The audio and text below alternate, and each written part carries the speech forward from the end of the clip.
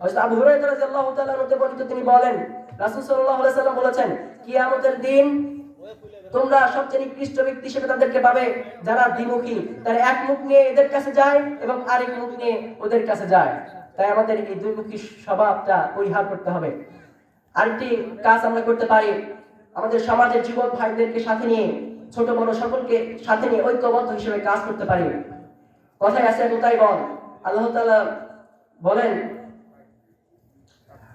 আল্লাহ তাআলা সূরা আলে ইমরানের 103 নম্বর আয়াতে বলেন, ওয়াতাসিমু বিহাবলিল্লাহি জামিআন ওয়া লা তাফাররাকু, তোমরা আল্লাহর রশি শক্ত করে দৃঢ় করে ধরে রাখো এবং এখান থেকে বিচ্ছিন্ন হয়ো না। তাই আমরা যদি একতাবদ্ধ হয়ে কাজ করি তাহলে অবশ্যই সমাজে শান্তি ফিরে আসবে। আলহামদুলিল্লাহ, আমাদের সমাজে অনেকে এইসব কাজ শুরু করে দিয়েছে। আজকের অনুষ্ঠানও এর অংশ বিশেষ। যারা এসব কাজে অংশগ্রহণ করছে আমরা তাদের জন্য দোয়া করি, আল্লাহ তাদের নেক হায়াত বাড়িয়ে দিন, আল্লাহুম্মা আমিন।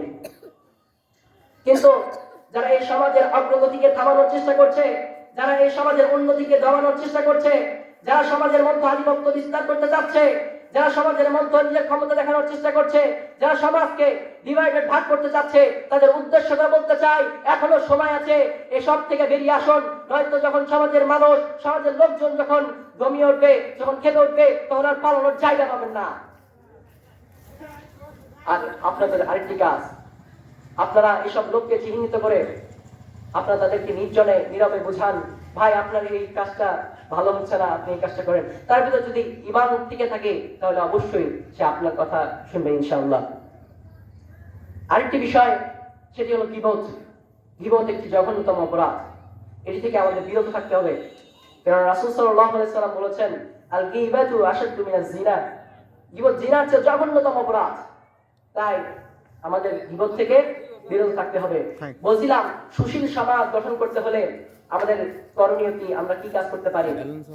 আমি প্রথমে বলেছি, ব্যক্তি সচেতনতা বোধ সৃষ্টি করতে হবে। 2, অন্যের হক, অন্য ভাইয়ের হক আদায় করতে হবে।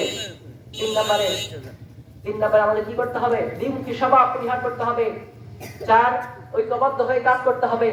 5, আমাদের গীবতকে পরিহার করতে হবে।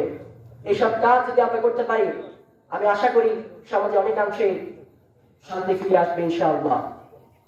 যা কিছু বলেছি সুন্দর সুন্দর কল্যাণকর, আল্লাহ পাক আমাদেরকে এসব মানার তৌফিক দান করুন, সবাই আল্লাহুম্মা আমিন।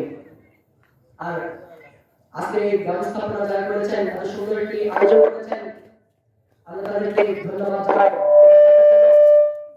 দোয়া করি আল্লাহ পাক তাদের নেক হায়াত দান করুন, আল্লাহুম্মা আমিন। আর কথার ভিতর যদি ভুল ত্রুটি হয়ে থাকে আমাকে ক্ষমার দৃষ্টিতে দেখবেন এবং আমার জন্য আপনারা দোয়া করবেন, আমি যেন ভালোভাবে লেখাপড়া শিখে দেশ ও দশের সেবা করতে পারি এবং এই মুখ দিয়ে আল্লাহর কথা বলতে পারি। সকলে দীর্ঘায়ু ও সুস্বাস্থ্য কামনা করে আমি আমার সংক্ষিপ্ত বক্তব্য এখানে শেষ করছি। আসসালামু আলাইকুম ওয়া রাহমাতুল্লাহি ওয়া বারাকাতুহু।